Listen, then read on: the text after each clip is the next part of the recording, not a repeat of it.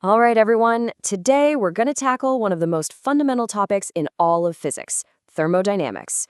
We're going to break down the essential rules that govern heat and energy, from something as simple as why your coffee gets cold to how a car engine actually works. Okay, let's dive right in. So, let's kick things off with a question you see happen every single day. Why does heat always seem to flow from your hot cup of tea to the table, but you never, ever see it go the other way around? The answer lies in the fundamental laws that tell heat and energy what to do. Now, to really get a grip on that flow of heat, we first need a basic rule for temperature itself, and that brings us to the kind of weirdly named zeroth law of thermodynamics. I know. This law sounds a little complicated, but it's actually super simple. All it's saying is that if two things are the same temperature as a third thing, then they must be the same temperature as each other. That state of being the same temperature is what we call thermal equilibrium. And you know what? This is the exact principle that makes a thermometer work. The thermometer reaches the same temperature as whatever it's touching, and that's how we get a reading. Okay, next up, we're moving on to the big one, the cornerstone of thermodynamics. This is the master rule for all energy exchange, the first law. And here it is, the famous equation for the first law. It might look a little intimidating, but trust me, it's way simpler than it looks. The absolute best way to think about it is like your own personal energy budget. Let's break down what each of these letters actually means. So Q is the heat you add to a system. Think of it like the calories in the food you eat. W is the work that the system does, which is energy going out, kind of like when you exercise. And delta U is just the total change in the system's internal energy. So the main takeaway is this. The change in your internal energy is just the energy you take in minus the energy you use. It's a fundamental statement of energy conservation. You can't create it or destroy it, only change its form. Okay, so we just mentioned work being done by the system. In thermodynamics, that often means we're talking about a gas expanding and pushing on something, like a piston. So how in the world do we calculate this work? Let's check out the formula. Let's walk through this together step by step. We know from basic physics that work is just force times distance. Simple enough. In our system, the force is just the gas pressure multiplied by the area of the piston it's pushing on. So we can swap that into the equation. Now, look at that last bit. The piston's area times the tiny distance it moves, dx, is really just the tiny change in the gas's volume, or dV. And just like that, we get our key formula.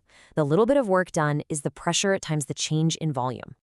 And this brings us to a huge tip for your exams. Seriously, remember this. If you ever plot pressure versus volume on a graph, the area underneath that curve will always be the total work done by the gas. It's a classic question, so don't forget it. Okay, now that we have the first law in our toolkit, we can use it to explore 4 special kinds of processes, or paths, that a system can follow as it changes its energy. First up is the isothermal process. The name gives it away. Iso means same, and thermal is all about temperature. So this is simply any process that happens at a constant temperature. So what's the big deal here? Well, the most important consequence is that for an ideal gas, internal energy is directly tied to its temperature. So if the temperature doesn't change, the internal energy doesn't change either. That means delta U is 0. And if you look back at our first law equation, delta U equals Q minus W, it just simplifies down to Q equals W. In an isothermal process, every bit of heat you add gets converted directly into work. Pretty efficient. Next on our list is the isobaric process.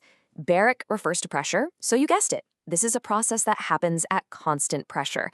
A perfect real-world example? Just boiling water in an open pot on your stove. It's all happening at the same constant atmospheric pressure. In an isobaric process, nothing special happens to our first law equation. Nothing cancels out. The heat you add, Q, is basically doing 2 jobs at the same time. Some of it goes into increasing the internal energy of the system, which makes it hotter, and the rest goes into doing work, like pushing a piston out. On a PV diagram, this just looks like a flat horizontal line.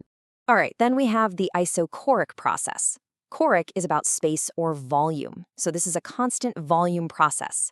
Just imagine heating up some gas inside a totally sealed, super strong container that can't expand. Now this one is the simplest of them all. Remember our formula for work? It depends on a change in volume. Well, if the volume doesn't change, then no work is done. W is 0. Our first law then becomes just Q equals delta U. That means every single bit of heat you pump in goes directly into raising the system's internal energy. That's it. And finally, we have the adiabatic process. This is a process that happens so incredibly fast that there's literally no time for heat to sneak into or out of the system. The classic example is a tire bursting. It's an almost instantaneous expansion where no heat gets exchanged with the air around it. And this leads to a really fascinating outcome. Since no heat is exchanged, Q is 0. The first law then tells us that the change in internal energy is equal to negative work. What does that mean? It means for the gas to expand and do work, it has to pay for it by using its own internal energy. And as it spends that stored energy, it cools down. That's exactly why the air rushing out of a punctured tire feels cold. So we've got these 4 different paths. But how can we put them together to do something useful?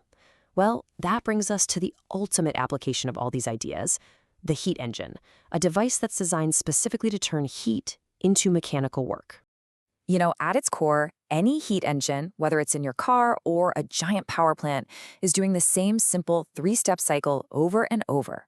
It grabs heat from a hot source, it uses some of that energy to do work, and then it dumps the leftover waste heat into a colder place. Okay, so keeping that cycle in mind, how can we make an engine more efficient? Let's try out this typical exam question. To get the most work out of it, do we want the hot part to be hotter, the cold part to be colder, or do we just want the biggest possible temperature difference between them? What do you think?